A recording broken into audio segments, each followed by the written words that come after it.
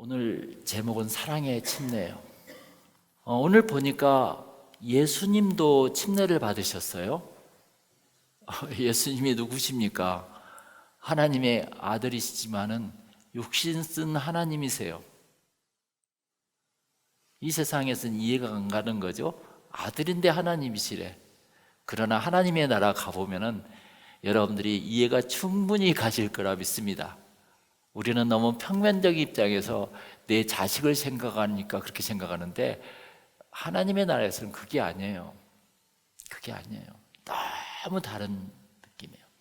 하나님이 이 세상에 오셨는데 이 세상에 오실 수밖에 없는 것은 동정녀 마리아의 아들로 뿐이 오실 수가 없는 거라. 직접 육신을 우리에게 보여주고 만져주기 위해서. 그래서 하나님이 아들이 되신 거라. 할렐루야. 그러면 좀 이해가 가겠어요? 동격이에요. 그분이 그분이에요. 여러분, 왜 인간은 영원히 살지 못하고 시한부 인생을 살아야 하는 걸까요? 왜 인간은 죽어야 돼요? 로마서 6장 23절에 사도 바울은 이렇게 이야기합니다. 죄의 삭은 사망이요. 할렐루야. 죽음의 이유가 죄 때문이라고 사도 바울은 말씀하십니다. 영생을 얻으려면 먼저 죄를 씻어야 하는데 그 죄를 씻는 의식이 바로 뭐예요? 침례예요. 그래서 침례는 죄를 씻고, 두 번째 예수를 영접하고, 세 번째 그리스도인으로 헌신한다는 의식과 표를 말하는 것입니다. 할렐루야. 그래서 예수님은 29세와 30세가 너무 달랐어요. 예수님께서는 30세가 되시면서부터 그 1년 사이에 초자연적인 능력과 기적이 일어나요. 그리고 그 분기점이 바로 침례였다는 것입니다. 그래서 침례가 예수님의 사생의 개인적인 삶과 공생의 사명적인 삶의 분기점이 된 것입니다. 그러니까 29세까지는 아무 일도 일어나지 않아요. 그러나 30세가 되면서부터 완전히 예수님의 큰 역사가 일어납니다. 그게 침례예요. 오늘 침례의 자리가 우리 모든 사람들에게 인생의 분기점이 되기를 축원합니다. 할렐루야. 예수님의 공생애는 침례 요한을 만남으로 시작됩니다. 침례 요한은 예수님을 증언하기 위해서 온 사람에 불과하다고 오늘 복음서 마태복음 3장 3절에부터 나와요. 나는 그분을 예비하는 자다. 나는 광야에 외치는 소리다. 그런데 있잖아요. 11절을 보세요. 나는 너희로 회개하게 하기 위하여 다 같이 읽겠습니다. 물로 침례를 베풀거니와 내 뒤에 오시는 이는 나보다 능력이 많으시니 나는 그의 신을 들기도 감당하지 못하겠노라. 그는 성령과 불로 너희에게 침례를 베풀 것이요. 이렇게 자기의 사명을 분명히 이야기했습니다. 그런데 있잖아요. 13절을 보세요. 다 같이 읽어볼게요. 이때 예수께서 갈릴리로부터 요단강에 이르러 요한에게 침례를 받으려 하시니 그랬습니다. 예수님은 하나님의 아들이시죠. 메시아시죠. 또 뭐예요? 온 인류의 구원자이십니다. 한마디로.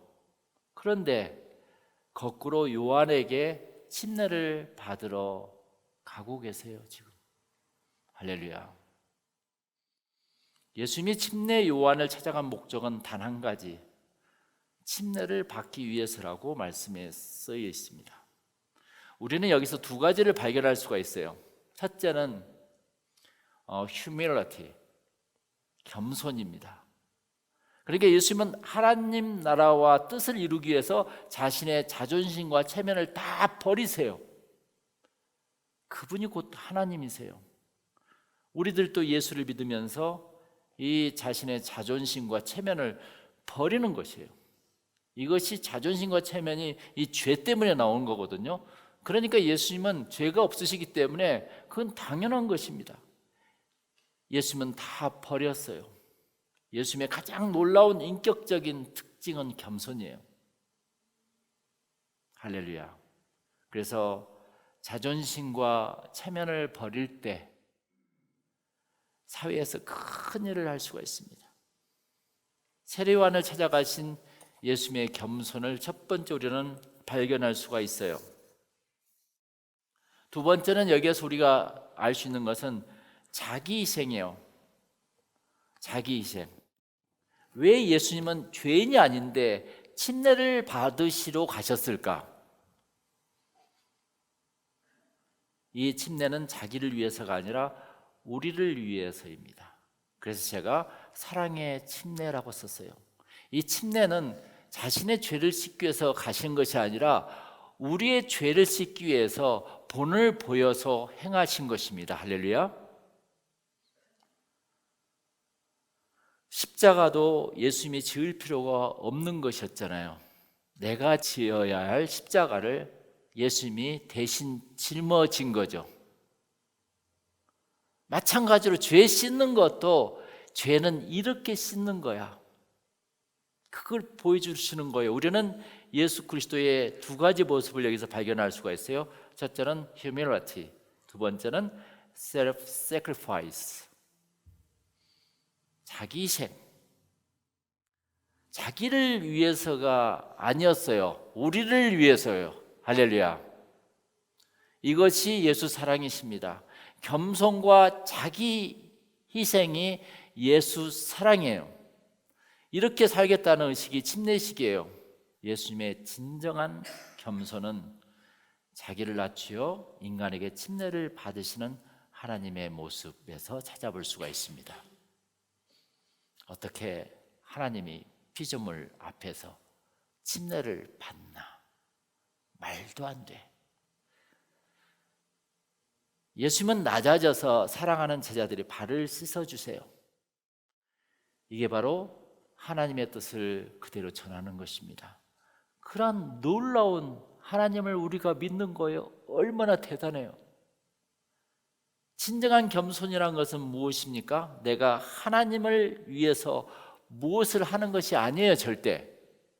하나님께서 내게 하시고자 하는 일을 두렵고 떨림으로 순종하는 것이 바로 진정한 겸손이라는 것입니다. 하나님이 여러분에게 무엇인가를 하시기를 원하실 때, 저는 못해요. 제가 그것을 해요. 그것은 겸손이 아니라 오만입니다. 오만. 하나님이 어떤 일을 맡기실 때 두렵고 떨림으로 이것을 할 수 있을지 모르겠습니다. 그러나 순종하겠습니다. 할렐루야. 이것이 바로 가장 중요한 인간의 겸손의 자세입니다. 이게 지난주에 마리아가 어떻게 하겠죠? 누가복음 1장 끝부분에 나오죠. 주의 여정이 오니, 그 다음에 뭐라고 그랬어요? 말씀대로 내게 이루어지이다 하면서 눈물을 쫙 흘립니다.